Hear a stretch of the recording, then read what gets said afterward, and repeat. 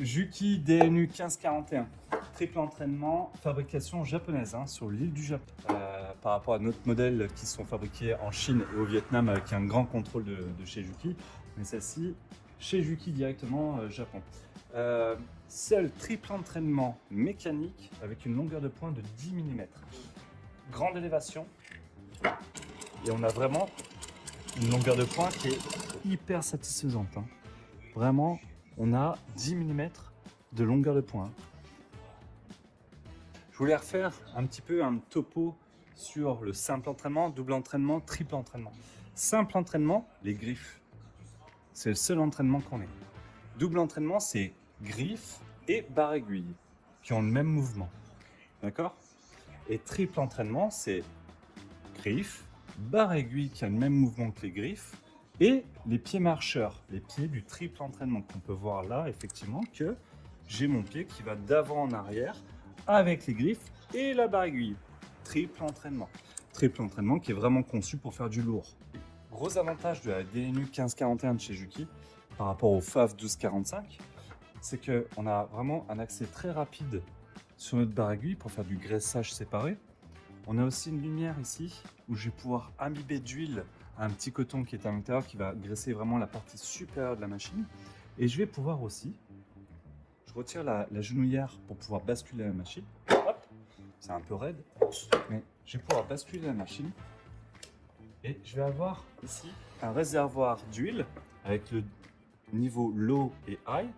Je vais mettre l'huile juste là pour pouvoir graisser le crochet rotatif et être en toute sûreté. Chez Juki, ici on va retrouver une vis noire qui est juste là. On a une vis tête plate avec un écrou. C'est le graissage du crochet rotatif. Si vous avez le fond de votre bac qui est plein d'huile, c'est que vous graissez trop votre crochet rotatif. Il faut dévisser la vis pour avoir moins de graissage. Mais attention de ne pas trop desserrer et de dessécher le crochet rotatif. Donc il faut le faire quart de tour en quart de tour. Ça, vous pouvez retrouver ce système-là sur 7000A, 8000A, 9000 CFMS. C'est le même système de graissage. On dessert pour dessécher le graissage. Par rapport au triple entraînement FAF 1245, 335 ou même Adler 267, la Juki ne possède pas de débrayage mécanique. Je m'explique. En cas de force sur la barre aiguille, mécaniquement à ce niveau-là, on a un pignon qui se débraye. Il n'existe pas chez Juki. On est vraiment en prise forte sur le crochet rotatif. Donc, quoi qu'il en coûte, la Juki pénétrera le textile. La 1541 est pour moi la machine sans coupe-fil, vraiment toute mécanique, moteur Oshing G60 750 watts, la plus aboutie de toutes les triples entraînements. Incassable, fabrication japonaise et vraiment elle passe de tout. Autant du léger, donc simple cuir, attention léger pas textile, mais simple cuir, au double, au triple, au quadruple, voire x6, x8, ça passe vraiment de tout. La machine triple entraînement pour la personne qui fait de l'accessoire, de la ceinture, allez-y.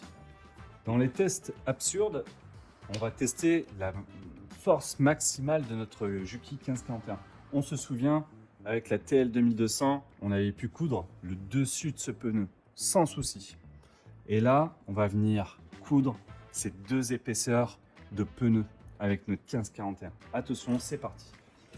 Levé de pied de biche, j'enquille le maximum de matière sous ma machine. Hop, bien à plat. Hop. Et c'est parti, on va voir est-ce que le moteur va s'arrêter, est-ce qu'on va pénétrer, est-ce qu'on va faire la boucle. C'est parti, vitesse lente. Et on coud.